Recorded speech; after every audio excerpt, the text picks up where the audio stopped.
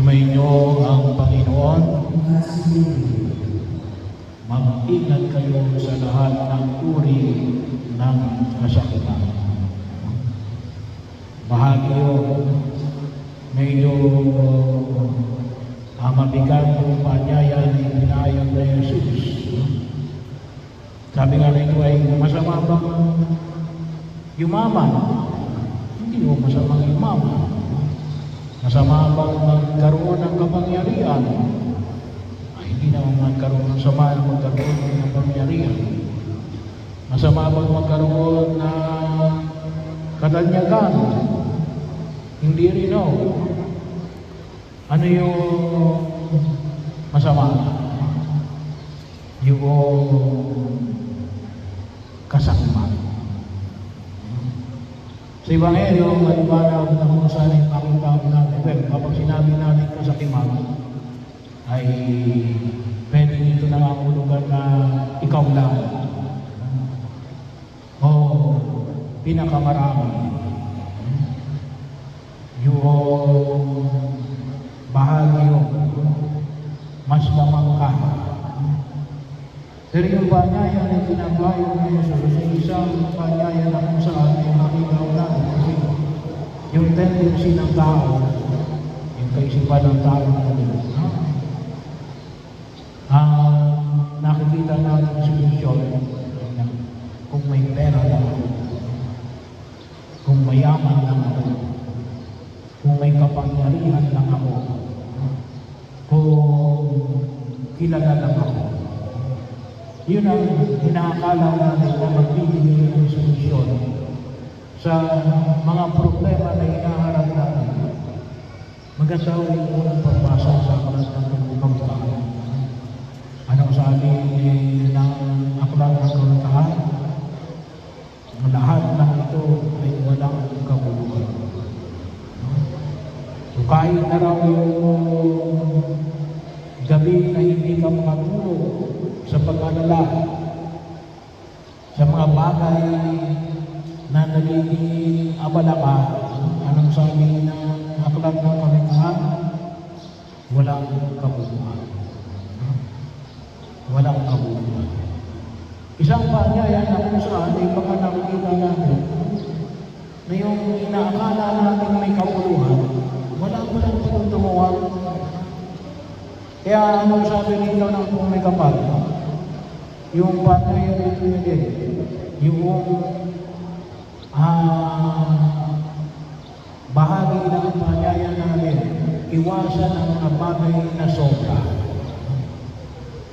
Lalong-lalo na ang ang mga bagay na sobra na nagtutulong ng kasalanan.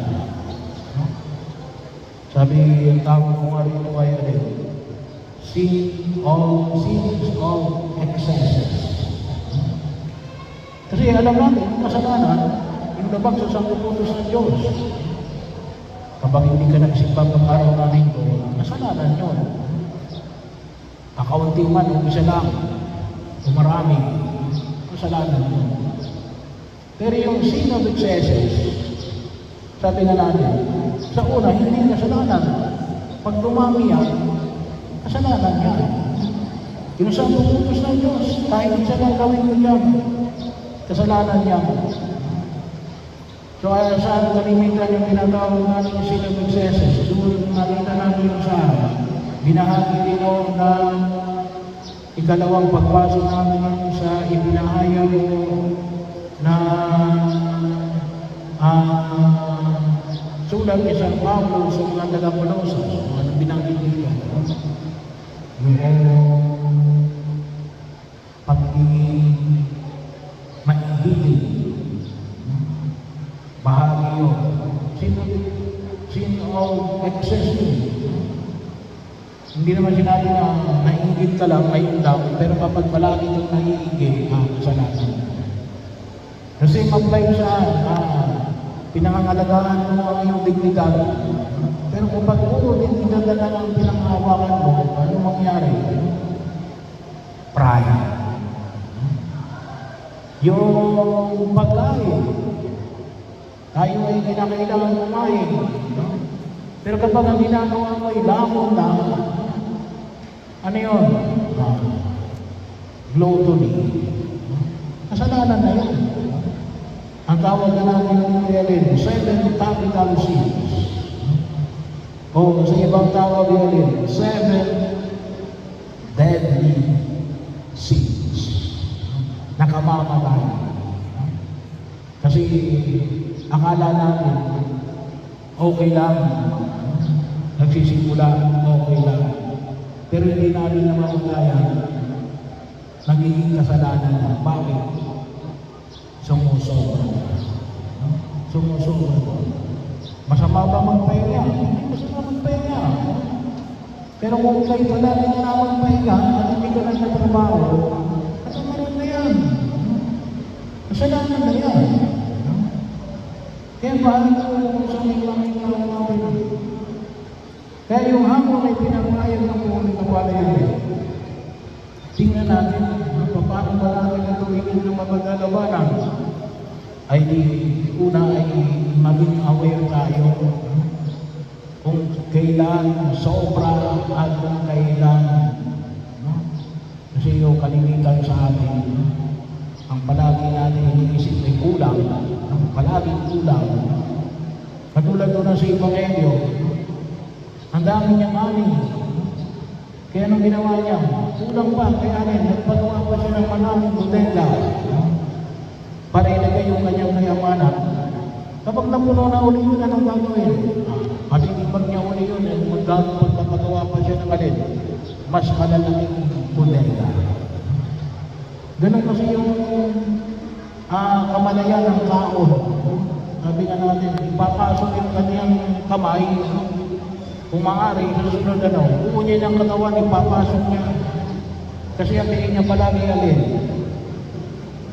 kulang.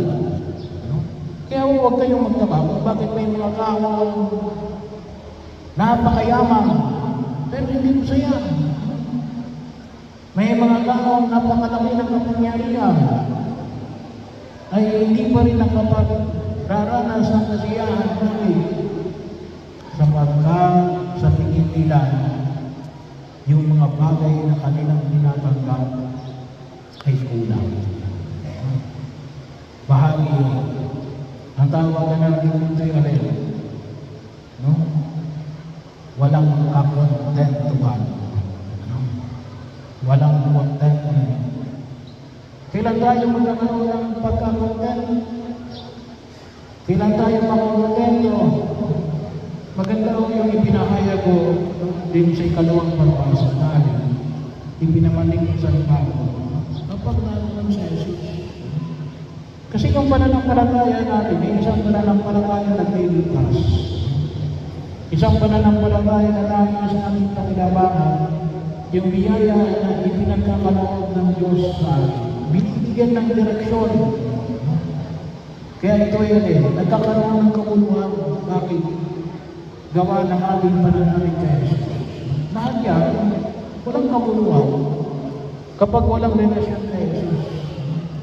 At yung relasyon natin kay Jesus ay dapat nagtuturo sa atin kung kailan sasabihin natin na tama na ito, okay na ito. Bahagi yun.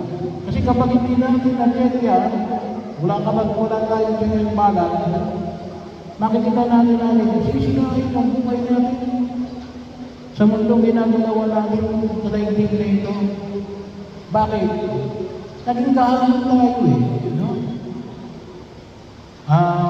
Kung minsan nga sabi na natin, parang bata yan yung batang maliit, binigyan mo ng 2 apple, bigyan mo ng pangatlong apple.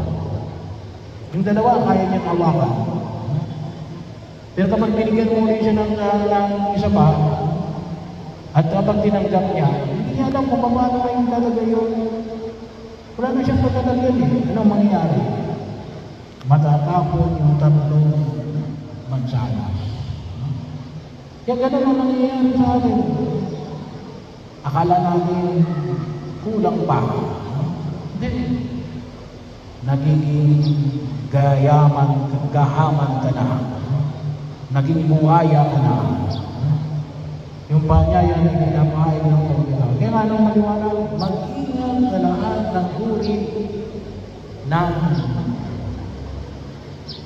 greediness. Bahagi yun. Hindi lang sa pera. Bahagi na kung saan makita natin. Kaya nga magandang basihan natin yung tinatawag namin 7 capital sins. Yun, una ay maging aware tayo. Pangalawa, mag-contento tayo sa panahon na pinahayag ng buhay kapala. Hanawa, makita ito natin sa ating pananampalataya. Bakit? Kasi doon lang natin naiintindihan yung pahayag na Jesus natin na doon sa walang pagpapala. Ano yung una sa walang pagpapala? Mapapalad ang mga dukha na walang inaasahan kundi ang Diyos. So wala sa laki ng yaman mo. Kasi kahit na kay dukha, pwede kang maging mapalad. Pag hindi ka naging mapalad, kaya nga siguro hindi ka masaya. Swapang ka eh. Kasi may pagkaswapang mo. Sa lahat ng uri, sapagat yan ay hindi naman nagtutulot ng kasalanan ng alin, yan ay magtutulot sa atin ng alin, paglayo natin sa pagpagpagnayan sa Diyos. Kasi kung talagang kaisa mo ang Diyos, sasabihin sa'yo ng Diyos, na alin, tama na yan, pwede na yan, sapat na yan, pwede ka nang lumigaya dyan.